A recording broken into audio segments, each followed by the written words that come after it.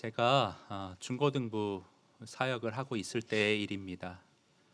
하루는 한 여학생이 저에게 찾아와 질문을 했는데요. 목사님, 구약 시대의 사람들은 어떻게 구원을 받았나요? 그러니까 이 학생의 질문은 이런 것이었습니다. 구약 시대 사람들은 예수님에 대해 몰랐을 텐데, 예수님께서 십자가에서 죽고 부활하신 사건에 대해 아는 바가 전혀 없었을 텐데 어떻게 그들이 구원을 받을 수 있었느냐는 질문이었습니다. 예, 그렇습니다. 여러분, 성경은 우리의 구원을 언급함에 있어서 항상 예수님과 그분의 하신 일을 중심에 놓고 있습니다. 우리 화면 로마서 10장 말씀이요. 한번 같이 읽어봤으면 좋겠는데 9절부터 시작. 내가 만일 내 입으로 예수를 주로 시인하며 또 하나님께서 그를 살리신 것을 내 마음에 믿으면 구원을 받으리라. 사람이 마음으로 믿어 의에 이르고 입으로 시인하여 구원에 이르느냐. 자, 어떻게 구원을 받을 수 있는가? 예수님과 그분이 하신 일을 마음으로 믿고 우리가 입으로 고백할 때에 구원이 임한다 말씀해 주십니다. 그런데 여학생 말대로 구약시대 사람들은 이 예수님에 대해 몰랐을 텐데, 예수님에 대한 믿음을 가질 수 없었을 텐데, 그러면 아브라함이나 모세 같은 사람들은 어떻게 구원을 받을 수 있었을까? 여러분도 혹시 이 여학생과 같은 궁금증을 가져본 적 있으신지 모르겠어요. 아담과 하와는 구원받고 천국에 갔을까? 가지 못했을까? 오늘 본문에 나오는 아벨은 어떻게 됐을까? 만약 여러분의 자녀나 주변의 지인분들이 이런 질문을 해오신다면 여러분은 여기에 어떤 답변을 주실 수 있겠습니까? 이 모든 물음표에 대해 가장 근접하게 적극적으로 답변을 제공해 주시는 본문이 성경 히브리서 11장이라 볼 수가 있는데요. 화면에 가져왔습니다. 여러분 이것도 한번 같이 읽어봅니다. 시작. 믿음으로 아벨은 가인보다 의로운 자라 하시는 증거를 얻었으니 하나님이 그 예물에 대하여 증언하심이라. 그가 죽었으나 그 믿음으로써 지금도 말하느니라. 자, 여기 보시면 아벨은요 하나님께 의로운 자라 증명이 되었다고, 다시 말해 의로운 자로 여겨져 구원을 받은 것이라 말씀을 해주십니다. 분명히 구원받았습니다. 그런데 어떻게 구원받았느냐? 여러분 여기 9절에 지금 앞뒤로 반복되는 주요 단어 뭐가 나오지요? 믿음. 아벨은 믿음이 있었어요. 그런데 그 당시 아벨이 가졌던 믿음은 어떤 믿음인가? 예, 아벨은 분명 예수님에 대해 그 당시에 몰랐습니다. 하나님의 아들이신 예수님이 인간의 몸을 입고 이 땅에 오셔서 3년 반 동안 사역하시다가 33살이 되시던 해에 로마 병정들에게 잡혀 십자가에서 물과 피를 쏟고 죽음으로 우리 인류의 죄를 대신 담당하시게 될 그 역사적인 사건에 대해 아벨은 당시 알지 못했습니다. 그래서요 여러분, 혹 창세기 4장을 해석함에 있어서 아벨은 피의 제사를 드리고 가인은 그렇지 못해서 하나님이 받지 않으셨다. 아벨은요 피의 제사 예수 그리스도의 보혈에 대해 이 당시에 몰랐습니다. 믿음이 두 사람이 달랐던 것인데 그 믿음을 나타내는 하나님의 섭리로 동물의 제사를 드리게 했던 것뿐이고요. 믿음이, 이 사람이 아벨이 가졌던 믿음이 무엇인가가 관건입니다. 여러분 그것을 살펴보기 위해서는 창세기 앞부분부터 유심히 우리가 좀 말씀을 볼 필요가 있는데, 기억하실 분들이 있을지 모르겠어요. 하나님께서 창세기 3장에서 아담과 하와에게 암시적이었지만 미리 복음을 선언하신 내용이 창세기 3장에 나옵니다. 여러분 거기 앞에 한 장 넘기셔서 3장 15절 한번 보실까요? 원시 복음이라 불리는 아주 유명한 구절입니다. 하나님께서 뱀으로 온 사탄에게 하시는 말씀인데요. 역시 한번 같이 읽어봅니다. 시작. 내가 여러 여자의 원수가 되게 하고 내 후손도 여자의 후손과 원수가 되게 하리니 여자의 후손은 내 머리를 상하게 할 것이요 너는 그의 발꿈치를 상하게 할 것이니라 하시고. 15절 자세히 보세요, 여러분. 반복되는 어구가 하나 있습니다. 뭐가 있죠? 여자의 후손. 여자의 후손이 두 번 반복돼요. 여자의 후손은 누구냐? 예수님입니다. 그래서 풀이하자면 예수님이 장차 사단의 머리를 박살낼 것이다. 사단이 너희를 올가매는 그 사망 권세의 모든 쇠사슬을 예수님이 오셔서 끊어낼 것이다. 단지 사탄은 예수의 발꿈치만을 상하게 할 뿐이다.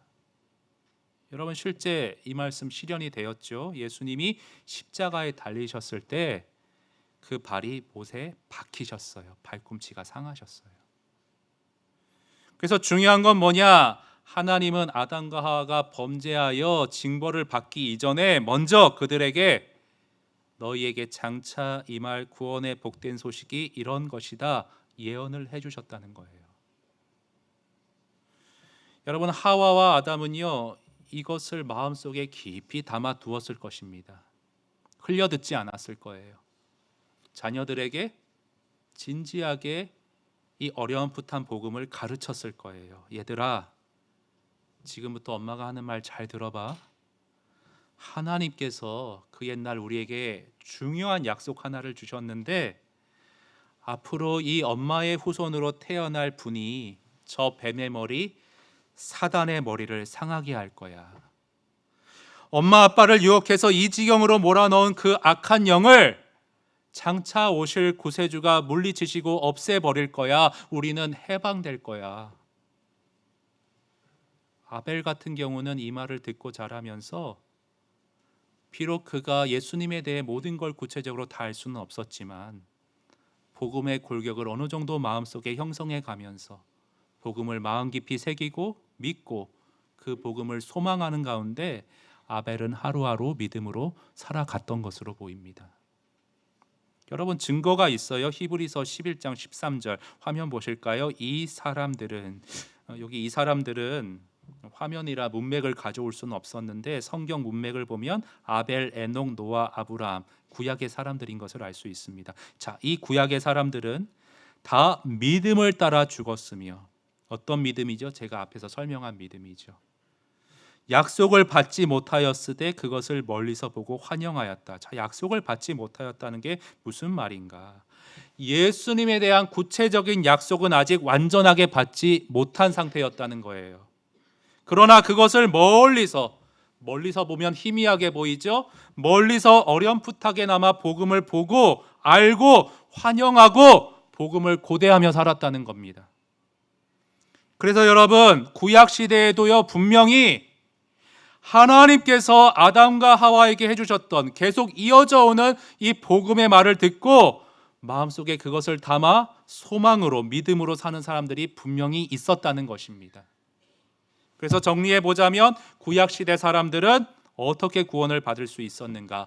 비록 예수님에 대해 자세히 알지는 못했지만 장차 오실 구원자를 바라보는 믿음을 가지고 그들은 구원을 받을 수 있었다. 정리해 볼 수가 있습니다. 내가 죄로 인해 심각하게 병들어 있다. 내가 살아가는 세상은 파라다이스가 아니다. 죄로 오염되어 있다. 이것을 한탄하면서 이 세상에 소망 두지 않고 간절한 열망으로 마라나타 장차 오실 구원자를 사모하며 기다리는 믿음을 가졌던 사람들, 그런 사람들은 구약에서 구원을 받았다는 것입니다. 여러분, 대표적으로 이런 사람들의 대표격으로 아브라함과 모세를 히브리서가 말하고 있는데요. 자, 예수님 같은 경우는 아브라함이 가졌던 믿음을 어떻게 언급하셨는가 하면 히브리서 전에 요한복음부터 보겠습니다. 우리 한번 같이 읽습니다. 시작.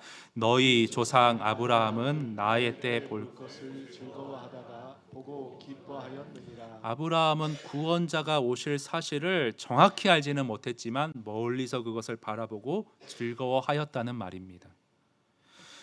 히브리서 11장 26절은 모세의 믿음에 대해 말하기를, 화면 보실까요? 그리스도를 위하여 받는 수모를 모세는 애굽의 모든 보화보다 더 큰 재물로 여겼으니 이는 상 주심을 바라봄이라.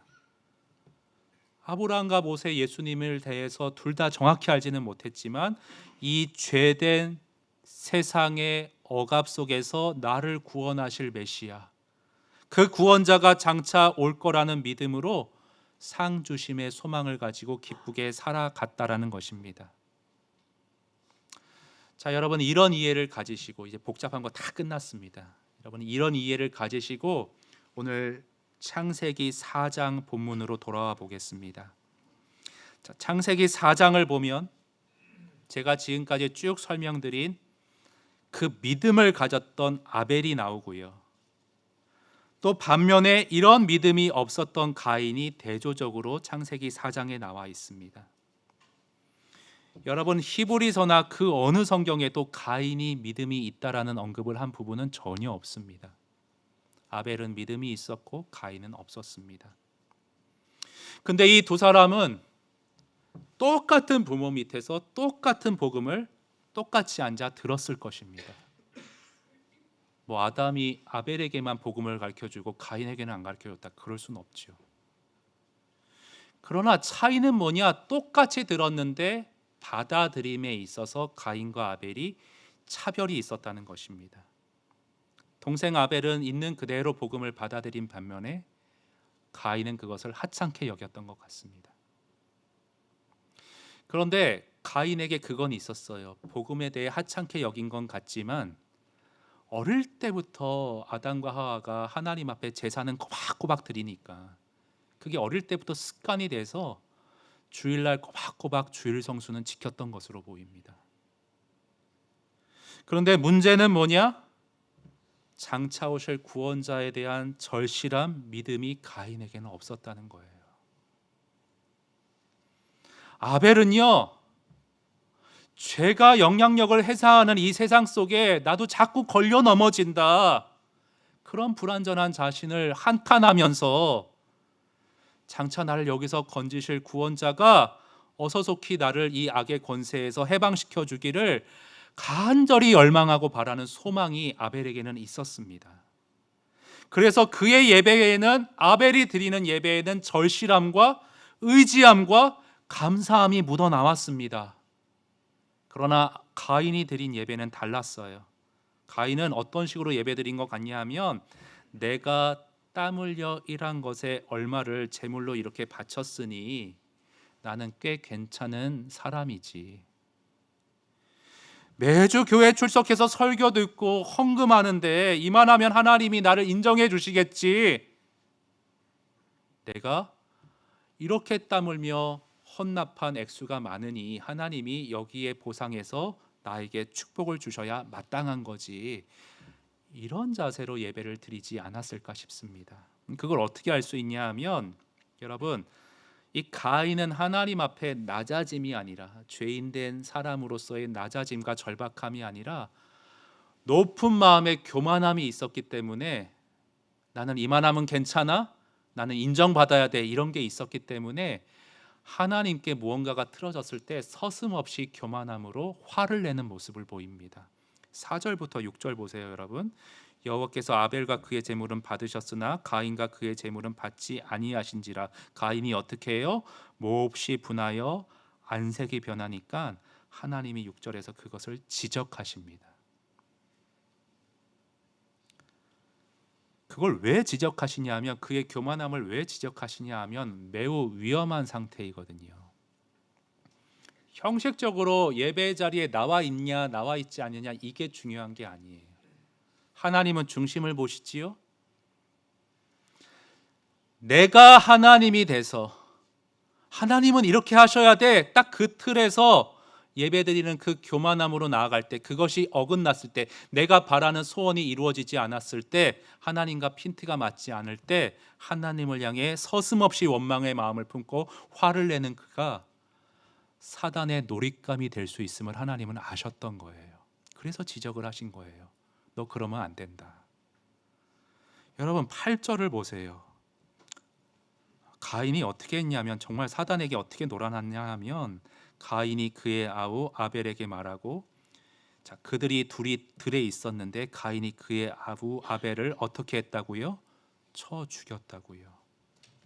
하나님께 분을 품었는데 애꿎은 동생에게 서슴없이 화풀이를 하고 말았습니다.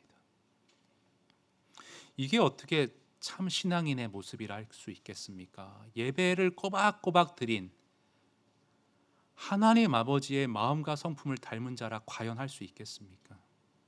제대로 예배드리지 않았다는 거예요. 가인은요, 믿음도 없었고요, 예배드리는 중심도 없었어요. 주님, 저는 죄인입니다.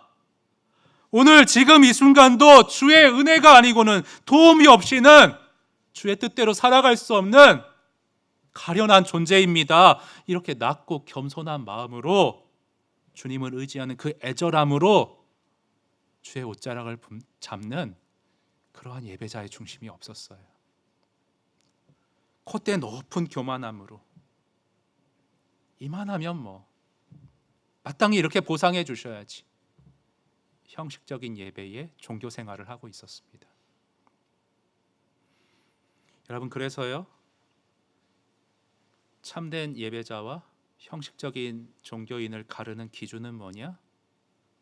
마음 중심의 교만함이 그 기준이 될 수 있다는 것입니다.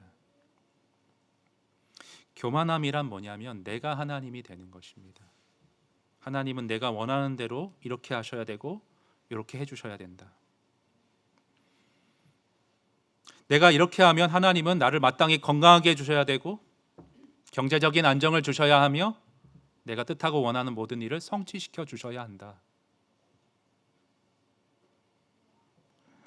하나님 앞에 엎드리기보다는 하나님을 조정하는 교만함을 가인은 가지고 있었던 것 같습니다. 여러분, 그래서요, 하나님께서 이 교만을 지적하시며 7절에서 어떤 지적을 하시는가 하면 7절 한번 같이 읽어볼까요? 시작. 네가 선을 행하면 어찌 낯을 들지 못하겠느냐? 선을 행하지 아니하면 죄가 문에 엎드려 있느니라. 죄가 너를 원하나 너는 죄를 다스릴지니라. 오늘 본문 어디도 이렇게 어려운 게 별로 없는데 7절이 굉장히 이해하기 어려워요. 그래서 여러분, 좀 해석이 어려울 때는 한 가지 방법은 주석을 보기 전에 다른 번역 성경을 보는 게 한 가지 방법일 수 있습니다. 새 번역 성경으로 7절을 보면요, 그 화면에 가져왔는데 제가 좀 풀이해 드릴게요. 가인, 네가 올바른 일을 하였으면, 여기서 올바른 일이란 뭐냐? 교만함이 아닌 하나님 중심적인 태도로 믿음으로 올바로 예배 드리는 일을 뜻합니다. 그게 올바른 일이에요. 네가 올바로 예배 드렸으면 그렇게 얼굴빛이 달라질 수 없다는 거예요. 네가 올바르지 못하게 예배를 드렸기 때문에, 이기적이고 자기 중심적 태도로 예배를 드렸기 때문에 죄가 너의 문에 도사리고 앉아 너를 지배하려 들 것이다. 너는 그 죄를 잘 다스리지 못하면 나락으로 떨어질 것이다. 경고하고 계신 거예요. 그렇습니다, 여러분. 예배를 아무리 많이 드려도 알맹이는 빠진 채 어긋난 마음으로 자기 중심성으로 교만함으로 그렇게 예배드리는 자는요, 무언가가 어긋나면 금방 사단의 놀잇감이 되기가 십상입니다. 하나님은 가인의 교만함과 믿음 없음의 그 형식적 종교 생활을 지적하시며 죄가 너를 다스릴 거라고, 너는 지금 사단의 노예가 되기 쉬운 상태이니 그의 지배하에 들어가지 않도록 조심하라고 경고를 해주셨던 것입니다. 그런데 이게 가인이 이거를 곧대로 들었나요? 아니죠. 자기가 하나님보다 높아져 있는데 흘려 들었죠. 그래서 8절에서 정말 끔찍하고도 너무나 비참한 살인을 저질렀던 것입니다. 사단이 쥐락펴락 그를 갖고 놀았던 거예요. 사랑하는 여러분, 교회 안에서 정말 말도 안 되는 광경들 벌어진 거 본 적 있으십니까? 서로 멱살을 잡고 삿대질을 하고. 왜 그렇죠? 정말 손 들고 찬양하고 예배드리던 사람이었는데 어떻게 하루아침에 그럴 수가 있죠? 예배의 중심이 잘못되어 있었던 거예요. 나는 죄인이고 하염없이 주님 앞에 서기까지 내내 용서받아야 되는 불완전한 존재이고 주 예수 그리스도의 구원과 은혜가 이 순간도 절실히 필요한 사람이다. 이런 낮은 마음, 겸손함, 엎드림이 없이 예배를 드렸던 것입니다. 하나님은 그런 예배를 받지 않으세요. 여러분, 예배드리는 오늘 나의 내면을 여러분도 한번 점검해 보십시오. 똑같은 자리에서 똑같은 장소에서 예배드린다고 해도 모두가 같은 마음은 아닐 것입니다. 나는 교만함으로 자기 중심성으로 예배드리고 있지는 않은가? 하나님 앞에서의 낮고 겸손한 죄 용서를 구하는 무릎 꿇음으로 나는 주님 앞에 예배를 올바로 드리고 있는가? 여러분, 이 갈림길에 너무나도 정확한 지적과 묘사가 누가복음 18장 10절 이하에 나와 있습니다. 화면에 가져와 봤는데 여러분이 먼저 10절 읽어주시면 감사하겠습니다. 시작. 두 사람이 기도하러 성전에 올라가니 하나는 바리새인이요 하나는 세리라. 바리새인은 서서 따로 기도하여 이르되 하나님이여 나는 다른 사람들 곧 토색 불이 간음하는 자들과 같지 아니하고 이 세리와도 같지 아니함을 감사하나이다. 나는 일에 2번씩 금식하고 또 소득의 11조를 드리나이다 하고. 세리는 멀리 서서 감히 눈을 들어 하늘을 쳐다보지도 못하고 다만 가슴을 치며 이르되 하나님이여 불쌍히 여기소서 나는 죄인이로소이다 하였느니라. 내가 너희에게 이르노니 이에 저 바리새인이 아니고 이 사람이 의롭다 하심을 받고 그의 집으로 내려갔느니라. 무릇 자기를 높이는 자는 낮아지고 자기를 낮추는 자는 높아지리라 하시니라. 여러분, 그 사람이 정말로 제대로 예배 드렸는가 안 드렸는가 볼 수 있는 시금석 가운데 하나는 뭐냐면 내 눈 속에 티는 못 보고 다른 사람의 들보는 보지 않는 그 오류에서 벗어나 있는 겁니다. 제대로 예배 드린 사람들은 항상 다른 사람을 탓하기 이전에 나 자신을 하나님 앞에서 정직하게 들여다보고 끊임없이 빚어가는 사람이에요. 여기 바리새인들 뭐라고 그래요? 저 사람들과 토색 불이 간음하는 자들과 같지 않습니다. 나는 내세울 만합니다. 괜찮지 않습니까? 예배드리는 사람이 아닙니다. 하나님 앞에 선 사람이 아니에요. 제가 종종 인용드리는 A.W. 토저 목사님이 하나님이 원하시는 진짜 예배자란 책에서 이런 말을 했습니다. 갖고 와봤는데요. 구약에 나오는 가인의 예배가 하나님께 연락되지 않은 이유는 하나님과 타락한 인간과의 관계에서는 죄의 대속이 필요하다는 사실을 가인이 인정하지 않았기 때문입니다. 가인이 드린 예배는 합당치 못한 예배입니다. 이 문제를 신약시대에 살고 있는 우리에게 적용하면서 여러분에게 분명히 말씀드리고 싶은 것이 하나 있습니다. 저는 만일 죄를 위해 우리 주 예수 그리스도께서 십자가에서 돌아가시며 흘리신 피의 대속이 필요하다는 것을 가르치지 않는 교회가 있다면 그런 교회에서 괜한 시간을 허비하지 않을 것입니다. 저는 전에 읽은 이 대목이 다시 떠오르면서 저의 목회 짧은 여정을 한번 되돌아보았습니다. 나는 설교할 때에 그리스도의 십자가를 얼마나 강조하고 있는가? 우리 송도소리교회 매주 드리는 예배는 복음이 그 자리의 중심을 차지하고 있는가? 우리 성도님들이 예배 드리면서 복음 안에서의 낮아짐과 절박함과 은혜의 입음을 경험하고 있는가? 생각이 이렇게 미치니까 야고보서 설교 준비를 계속할 수 없더라고요. 성숙한 신앙, 행동하는 믿음을 갖자. 좋은 메시지예요. 그런데 그런 걸 강조하기 전에 먼저 선행돼야 될 게 뭐냐? 그 모든 성숙을 가능케 하는 원동력, 복음을 다시 한번 우리가 되짚어야겠다 생각이 되었습니다. 여러분, 우리가요 삶 속에서 말씀을 실제로 순종하고 실천하는 그 성숙함을 이루기 위해서는 우리 안에 기본적으로 우리 힘으로는 그거 할 수 없고요.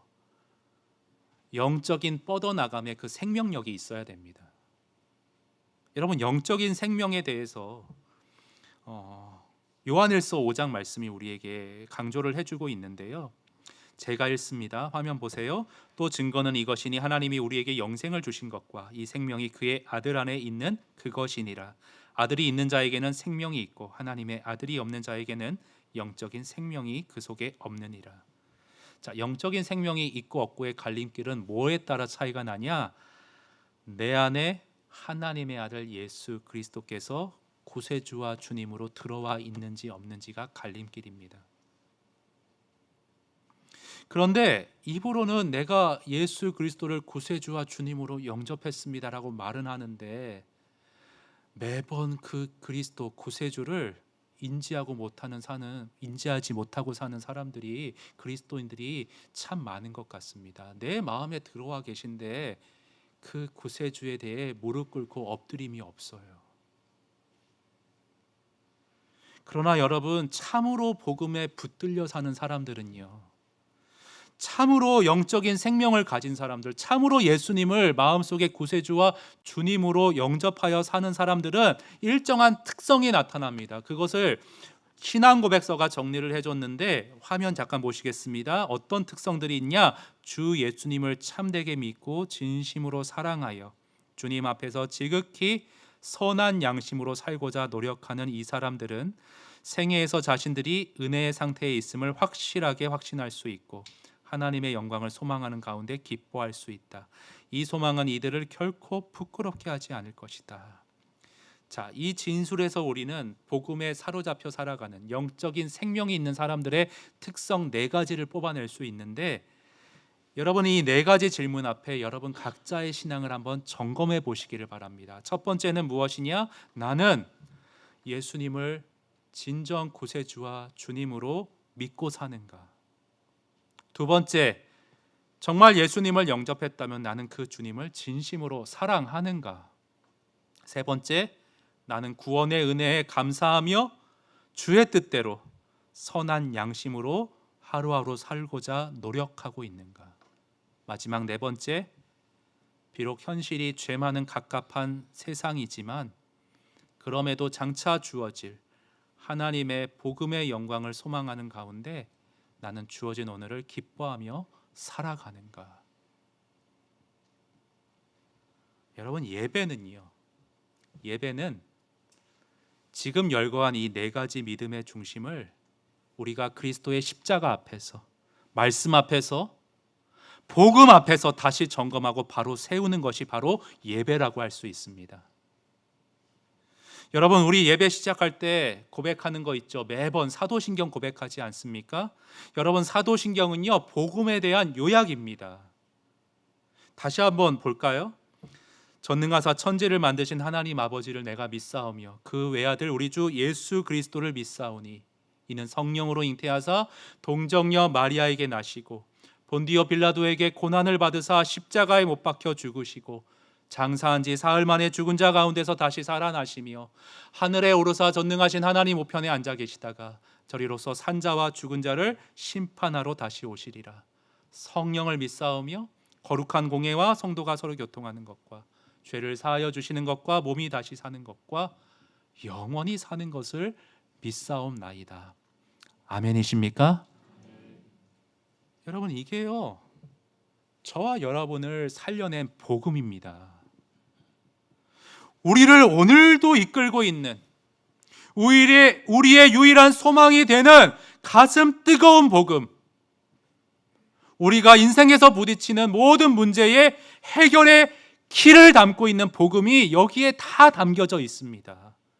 그런데 우리는 어떻게 해요? 매번 입으로는 똑같이 반복하고 고백하는데 복음의 정신과 알맹이는 빠진 채 피상적으로, 형식적으로 읊조리기가 쉬운 것이 바로 연약한 우리인 것 같습니다.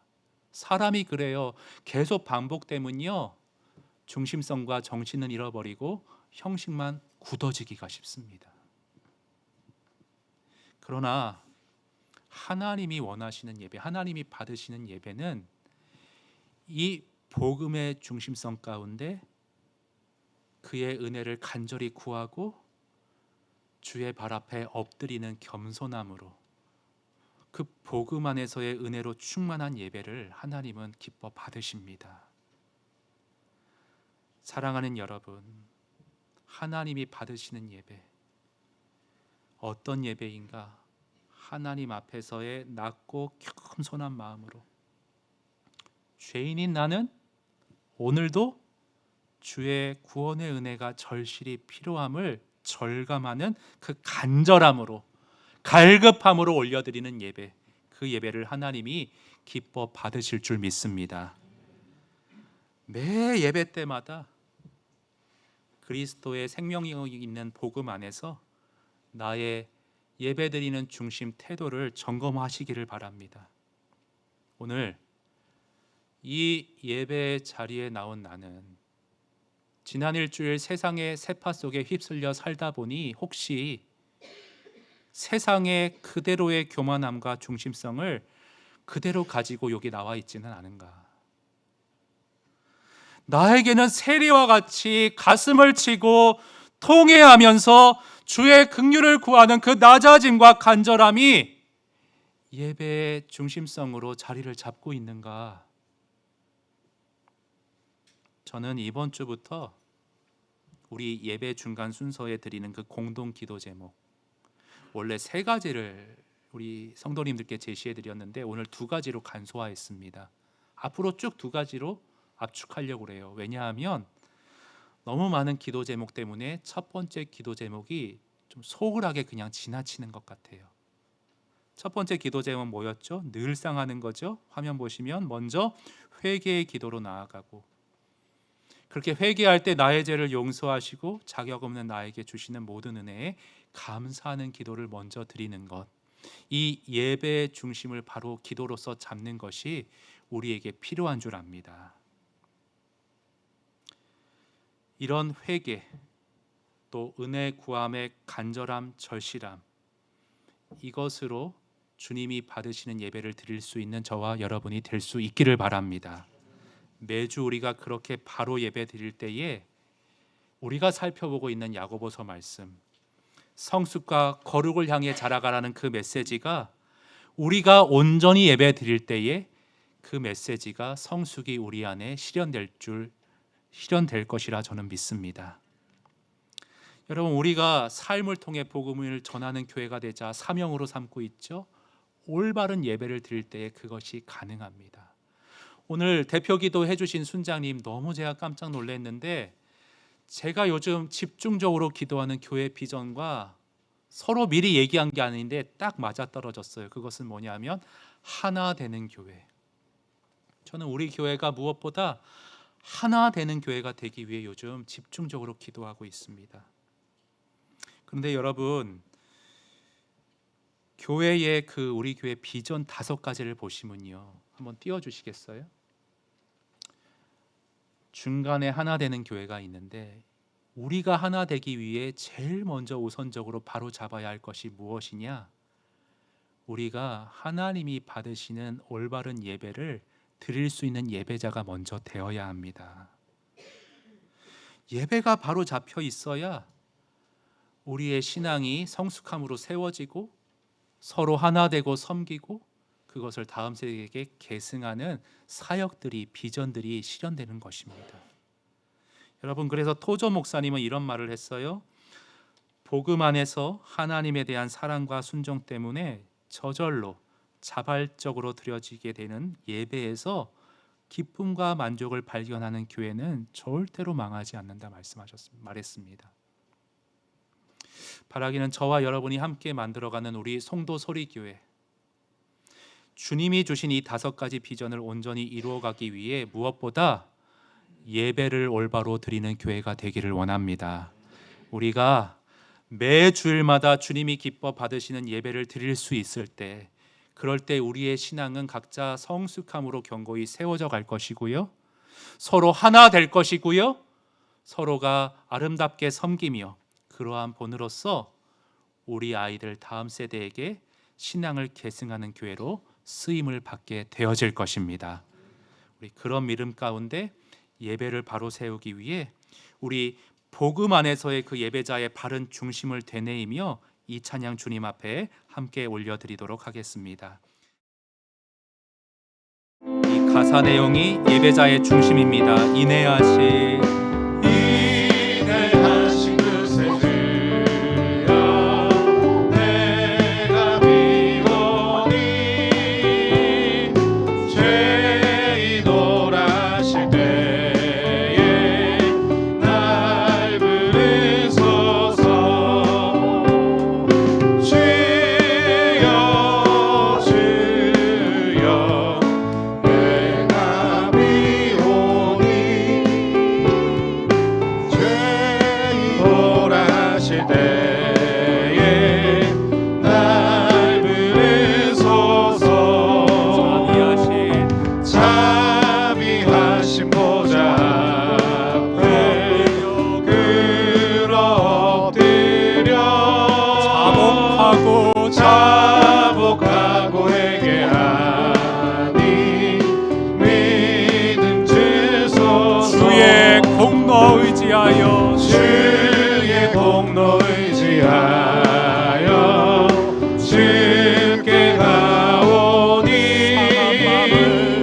상한 마음을 고치시고 구원하소서. 주여 주여 내가 비오니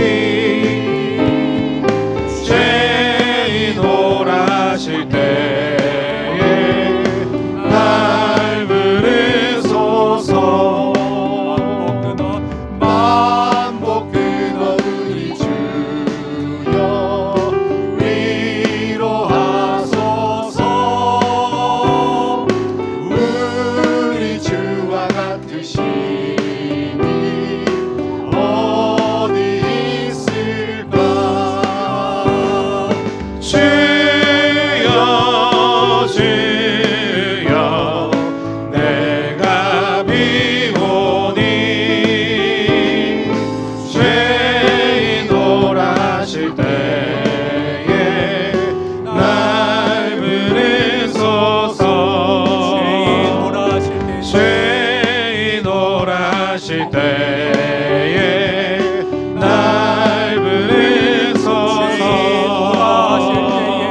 죄인 오라실 때에 날 부르소서.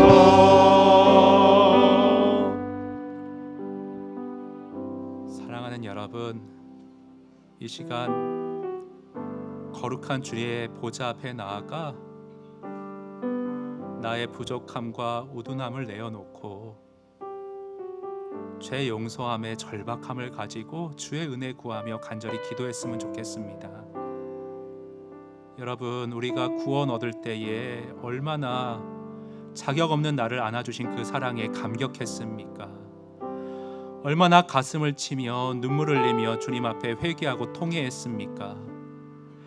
그런데 어느덧 그 회개의 영이, 눈물이 내 안에 메마른 채 교만한 마음으로, 높은 마음으로 주님 앞에 나아가 형식적인 예배를 드리지 않았는지는 모르겠습니다.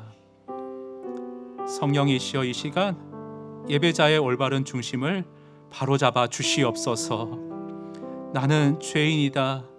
나는 하나님의 은혜와 도움이 없이는 한순간도 살아갈 수 없다라는 엎드림으로 온전히 예배 드릴 수 있는 모두가 될 수 있기를 원합니다. 주님, 오늘 나의 예배의 중심을 바로잡아 주시옵소서. 그래서 예배 드릴 때마다 더욱더 겸손해지게 하시고, 예배 드릴 때마다 더욱더 주님을 닮아가게 하시고, 예배 드릴수록 더욱더 주의 성품에 가까워지는 저 자신이 되기를 원합니다. 주님, 저를 인도하여 주시옵소서. 우리의 예배를 살려 주시옵소서. 우리 이 기도 제목 가지고 주님 앞에 나아가 간절함으로 같이 기도하겠습니다. 하나님 아버지, 이 시간 주님 앞에 우리의 마음을 쏟아놓고 간절히 주시옵소서.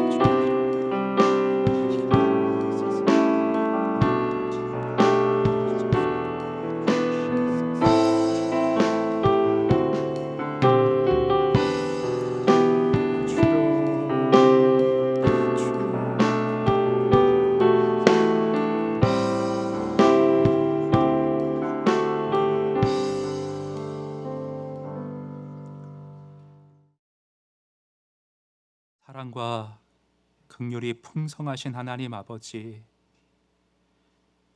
어느덧 매주 반복적으로 예배드리다 보니 내가 주님 앞에 나아가기에 자격이 있다고 높은 마음으로 예배드리고 있지는 않았는지 모르겠습니다. 하나님, 몰랐습니다. 매주 예배드리는데 왜 내 삶이 변하지 않았는지 내 영혼의 상태를 진단하지 못했습니다. 하나님, 올바른 예배부터 단추가 바로 끼워져야 함을 오늘 배웠습니다. 우리 모두 내 예배드리는 마음의 중심을 말씀으로 바로 점검할 수 있게 도와주시고, 성령이 찌를 때에 회개함으로 다시금 첫사랑 첫 마음의 예배를 회복할 수 있도록 주님께서 우리 성도님들을 지도하여 주시옵소서. 하나님, 그래서 낮은 마음으로, 겸손한 마음으로, 절박한 은혜를 구하는 무릎 꿇음으로 예배 드릴 때에 내 삶이 매번 예배를 통하여 변화되게 하시고, 내 마음이 하나님 앞에 더 낮아지게 하시고, 주의 성품을 닮아가는 생명의 역사가 일어날 수 있게 도와주시어서 우리 송도 소리교회 올바른 예배를 드리는 교회로서 주님이 주신 사명과 비전을 아름답게 이루어가는 교회 될 수 있도록 주님, 우리의 예배를 붙잡아 주시옵소서.